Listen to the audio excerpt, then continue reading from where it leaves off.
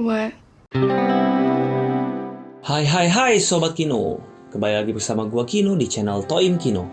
Kali ini gue bakal ngerangkum dan review sebuah film lagi, namun kali ini bergenre romantis, dewasa, cukup vulgar, berbalut sadomasokis alias seks dengan kekerasan, yang disutradari oleh Sam Tyler and Johnson berjudul 50 Shades of Grey.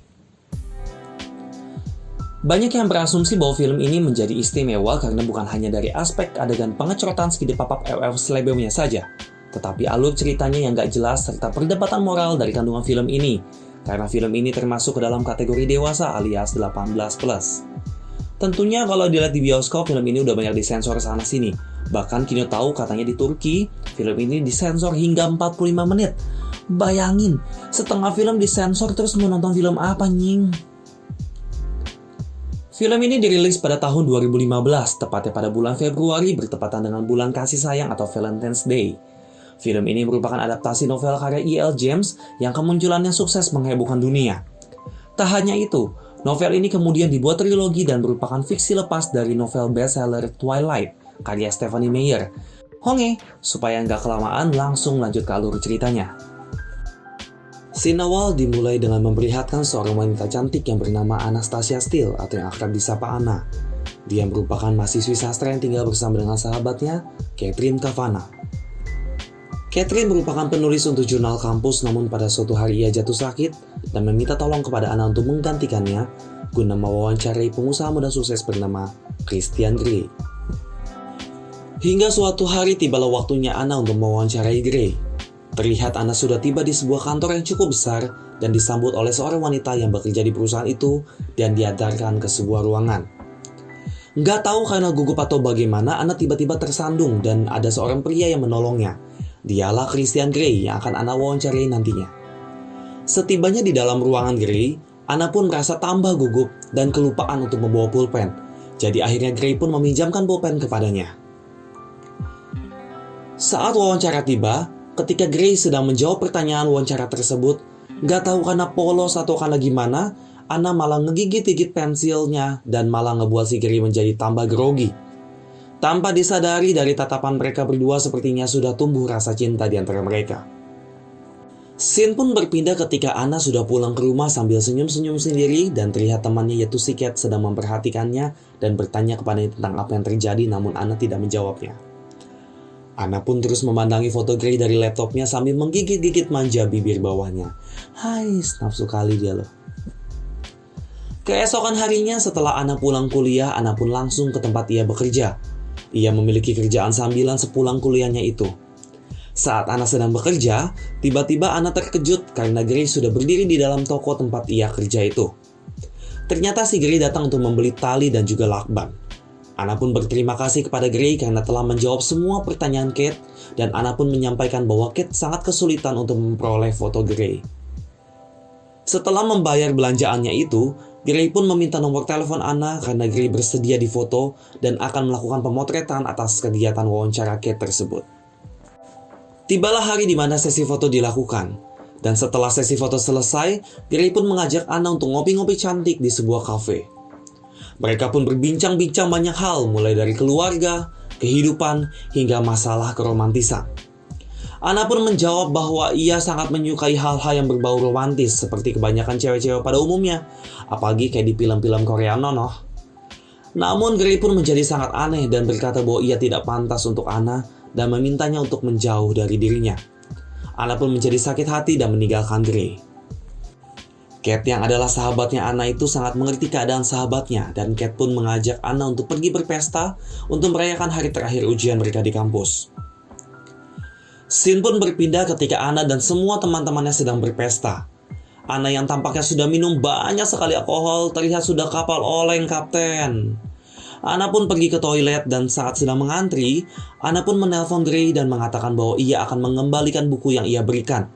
Dan ia tidak suka dengan cara Grey yang suka memerintah seenaknya dan juga memberikan harapan palsu kepadanya. Wih, PHP kali si Grey. Grey pun menyadari bahwa Anna sedang mabuk berat dari gaya bicaranya. Karena khawatir, Grey pun bergegas untuk mendatangi tempat di mana Anna berada. Setelah selesai pipis, Anna pun terlihat kedinginan. Saat sedang merasa kedinginan, ada seorang temannya yaitu Josh yang ternyata memberikan jaket kepadanya. Namun ternyata di balik situ semua ada udang di balik bakwan. Maksudnya ada udang di balik batu, Pak Bos. Josh menembak Anna dan langsung menyosor memeluk bahkan ingin mencium bibir Anna. Saat laki-laki itu semakin memaksa Anna, tiba-tiba Gray pun datang dan mendorong Josh untuk memisahkan Anna dari laki-laki itu. Lalu Anna pun pingsan dan Gray pun membawanya pergi. Keesokan harinya Anna pun dikejutkan karena sudah berada di hotel tempat Gray tinggal. Dan ia pun kaget karena baju yang ia kenakan sebelumnya itu sudah terganti. Dan ia pun kebingungan tentang apakah semalam Gray melakukan pengecrotan skidi pop-up slebel terhadap dirinya. Namun Gray pun membantah karena ia tidak suka melakukan skidi pop-up dengan wanita yang tidak sadar. Karena sudah jatuh cinta, Anna tidak ingin Gray meninggalkannya lagi. Namun Gray pun mengatakan kepada Anna bahwa ia tidak mau menjalin hubungan apapun dan melakukan apapun kepada Anna sebelum Anna setuju akan perjanjian yang dibuatnya. Perjanjian apa? Sabar, Pak Bos. Saat sedang berada di lift dan ingin mengantarkan Anna pulang, Gray pun terlihat udah gak bisa nahan kebelet rasanya. Akhirnya Gray pun nyipok si Anna di dalam lift tersebut. Singkat cerita, Anna pun kembali bekerja. Dan setelah selesai bekerja, Anna pun dijemput oleh driver Gray. Dan Gray pun menunggunya dengan helikopter. Anjing, kayak bedah. Terlihat Anna pun sangat senang melihat pemandangan indah lampu-lampu kota di malam hari dari ketinggian. Scene pun berpindah. Setelah itu mereka pulang ke kediaman Gray. Kemudian Gray memberikan surat perjanjian kepada Anna dan membuat Anna bingung dan tidak lantas menandatanganinya. Selain itu, Gray pun memberikan aturan bahwa bila Anna tidak melanggarnya, maka Anna akan mendapatkan hadiah. Namun apabila Anna melanggarnya, maka Anna akan dikenai hukuman. Kemudian Gray mengajak Anna ke sebuah ruangan yang penuh dengan alat penyiksaan. Ia menyebutnya dengan pain room. Dan sudah ada sekitar 15 wanita yang pernah ia ajak ke ruangan itu. Gray pun menjelaskan kepada Anna bahwa ia memiliki fetish yang tidak dimiliki oleh kebanyakan orang, yaitu BDSM. BDSM adalah aktivitas seksual yang merujuk pada perbudakan fisik, sadisme, dan masokisme yang dilakukan atas kesepakatan kedua belah pihak. Setelah penjelasan Gray tentang fetish aneh yang dimilikinya, membuat Anna menjadi sedikit takut. Ya iyalah, gimana gak takut kan kayak begitu? Dan menjelaskan bahwa dirinya sama sekali belum pernah melakukan hal-hal apapun yang berbau dengan seks. Mendengar penjelasannya itu, Gray pun merasa bahwa Anna adalah orang yang tepat dan yang ia cari. Dan setelah perbincangan itu, mereka pun melakukan pengecrotan skidi pop-up slebel untuk yang pertama kalinya bagi Anna. Keesokan paginya setelah mandi bareng, mereka pun berniat melakukan pengecrotan skidi pop-up slebel itu lagi. Dan setelah Gray mengikat tangan Anna dengan tali, ibu Gray pun tiba-tiba datang dan mereka pun tidak jadi melakukan kegiatan pengecrotan tersebut. Ganggu aja tuh mama. Terlihat ibu Gray sangat menyukai Anna dan mengundangnya untuk makan malam bersama minggu depan. Setelah ibunya pulang, Anna pun meminta penjelasan tentang hubungan mereka dan menanyakan apakah mereka bisa pergi untuk menonton di bioskop atau makan malam bersama layaknya orang pacaran. Namun Gray menjawab bahwa dirinya tidak melakukan hal seperti yang Anna minta. Kemudian Anna pun ingin pulang dan diantarkan oleh Gray. Namun Gray mengajaknya ke suatu tempat dan di sanalah ia menjelaskan tentang dirinya yang sebenarnya. Gray mengidap kelainan sadomasokis karena trauma dengan masa kecilnya. Ia menceritakan kepada Anna bahwa masa kecilnya sangatlah tragis. Ibu kandungnya adalah seorang pelacur dan ia sering melihat aktivitas seksual yang dilakukan oleh ibunya. Dan juga ia menjadi pemuas nafsu teman ibunya sejak usia 15 tahun. Hingga kemudian ia mengenal dengan seseorang yang mengajarinya bagaimana bercinta dengan menggunakan alat-alat dari mulai ikatan, gantung, cambuk, dan sebagainya. Seram kali ya. Gray pun mengatakan bahwa mereka akan hidup bahagia apabila tetap menjalankan aturan-aturan yang ada pada perjanjian mereka tersebut.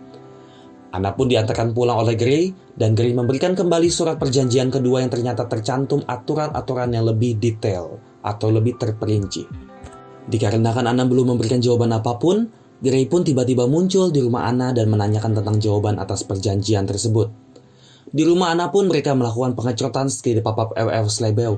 Pokoknya mah ya, ada kesempatan itu, bukan hanya karena ada niat dan pelakunya, tetapi ada kesempatan. Waspadalah. Beberapa hari kemudian setelah mempelajari isi perjanjian, ada beberapa bagian dari isi perjanjian tersebut yang menurut Anna perlu diperbaiki. Dan Anna pun mengirimkan pesan kepada Gray dan Gray pun meminta untuk membahasnya secara langsung. Setelah pembahasannya cukup panjang, Anna pun tidak lantas menandatanganinya dan meminta waktu untuk mempelajarinya kembali. Scene pun berpindah ketika Anna sedang melangsungkan wisuda dan yang mengagetkan yaitu orang yang memberikan sambutan adalah Gray. Setelah acara wisuda, Gray pun berkenalan dengan ayah Anna dan ayahnya pun merasa sangat kagum kepada Gray. Gray pun merayakan kelulusan Anna dengan mengajaknya minum-minum. Ada perjanjian yang diucapkan Gray yaitu dirinya akan menghukum Anna apabila Anna memalingkan matanya. Sebagai hadiah atas kelulusan Anna, Gray pun memberikan hadiah kepadanya berupa mobil. Anjing, gue wisuda paling dikasih bunga sama boneka. Ketika diserahkan kunci mobil tersebut, ada hal yang membuat Anna tidak suka dan tanpa sengaja ia memalingkan matanya dan membuat dirinya dijatuhi hukuman. Gue bingung. Hukumannya adalah Gray akan memukul bokong Anna beberapa kali. Ketika sedang berduaan, Gray pun memutuskan untuk pulang karena ia tidak suka sesuatu yang romantis. Setelah Gray pergi, Anna pun menangis karena kisah cintanya yang tidak normal. Lagi-lagi dan lagi, Cat yang adalah sahabatnya Anna mencoba menghibur dan menasehatinya karena melihat sahabatnya sangat murung beberapa hari belakangan itu. Cat pun berkata bahwa lakukanlah apa yang sesuai dengan keinginan hatimu. Kemudian karena Anna begitu mencintai Gray, ia pun bergegas menemui Gray dan sesampainya di sana, Anna pun masuk ke pain room atau ruang pelampiasan atau ruang apa sih pain room itu tadi? Ruang apalah pokoknya ya. Dan melakukan pemecorotan skidi pop-up LL Slebeo dengan Gray di sana. Jreng jeng jeng jreng jeng jeng, Gray pun menjalankan aksinya. Mulai dari melepas baju Anna anjing, mengepang rambutnya, dia belajar tuh sama ibu-ibu mbok-mbok yang ada di Pantai Kute. Memukul-mukul tubuh Anna dengan alat yang dipegangnya dan mengikat tangan Anna dan menggantungnya di tiang yang ada. Ih, aneh ya memang fetis BDSM itu ya. Scene pun berpindah ke lokasi di mana Anna diajak makan malam bersama oleh ibu Gray dan bertemu dengan keluarga Gray di sana. Di saat tengah berbincang-bincang, Anna mengatakan bahwa besok ia akan pulang ke rumah ibunya yaitu ke kampung halamannya. Mendengar hal itu sontak membuat Gray kaget dan marah karena tidak diberitahu lebih dahulu kepadanya. Gray yang marah langsung menggendong Anna dan di tempat yang sepi Gray pun mempertanyakan dengan perjanjian yang dibuatnya. Kemudian Anna pun menanyakan juga mengapa mereka tidak menjalin hubungan selayaknya pasangan normal yang melakukan pengecorotan skidi pop-up LL Slebeo tanpa menggunakan kekerasan dan Anna merasa bahwa ia hanya dijadikan budak seksnya saja. Gray pun hanya menjelaskan bahwa masa mudanya itu cukup berat tanpa menjelaskan hal lain. Scene pun berpindah dan terlihat Anna sudah duduk di bangku pesawat dan hendak menuju kampung halamannya. Baru 1 hari di sana, dan saat sedang berbincang dengan ibunya, tiba-tiba Gray datang dan berkenalan dengan ibu Anna. Memang ini laki-laki ini sangat pede sekali ya saudara-saudara. Kemudian Gray pun mengajak Anna berjalan-jalan menggunakan apa coba?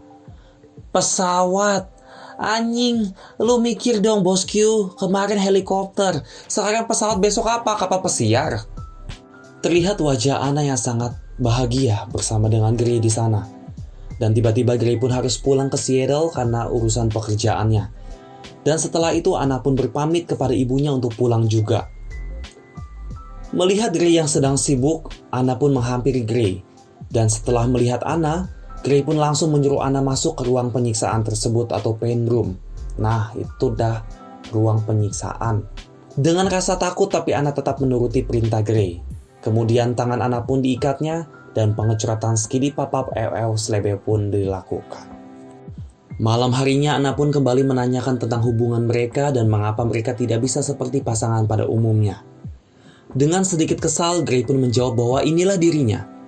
Dan ada satu ungkapan Gray yang sampai saat ini Kino pun masih bingung apa maksud dari pernyataannya itu, bahwa dalam pikirannya itu selalu memiliki 50 bayangan atau 50 shades yang Anna pun tidak mengerti apa maksud dari ungkapan tersebut. Kemudian atas dasar ungkapan itulah dijadikan judul film ini. Mereka pun bertengkar dan karena bentakan Gray, Anna meminta hukuman terberat yang ia terima apabila ia melakukan kesalahan yang tertera pada perjanjian tersebut, karena ia ingin mengetahui apakah maksud Gray selama ini. Gray pun mulai menghukum Anna dengan menyambungnya sebanyak 6 kali. Sambil menangis Anna pun berkata, "Apa ini yang memberikan kamu kepuasan? Apa kamu ingin menyakitiku? Semua yang kamu lakukan kepadaku itu jahat. Cukup rumah, cukup. Itu mah Ani, bukan Ana. Dan Ana pun menjadi sangat marah kepada Gray dan meminta Gray untuk menjauhinya. Ana pun mengembalikan semua barang yang pernah diberikan Gray kepadanya dan pergi meninggalkannya. Dalam perjalanan, Ana pun menangis dan menjadi sangat galau sambil mengenang semua kejadian indah dan manis yang mereka pernah alami bersama. Dan Gray pun merasakan kegalauan yang sama dan film pun selesai. Pasti di antara Sobat Kino semua berpikir bahwa endingnya sangat gantung. Iya, karena film ini masih ada 2 film lanjutannya lagi yang mudah-mudahan Kino akan review di kemudian hari. Terima kasih telah menonton video ini hingga selesai. Dukung terus channel Toim Kino dengan cara like, comment, and subscribe agar Kino bisa terus berkarya lewat review film di YouTube channel ini. Dan mohon maaf apabila ada kesalahan atau kata-kata yang menyinggung perasaan Sobat Kino semuanya. Akhir kata, Kino pamit undur diri dan sampai jumpa.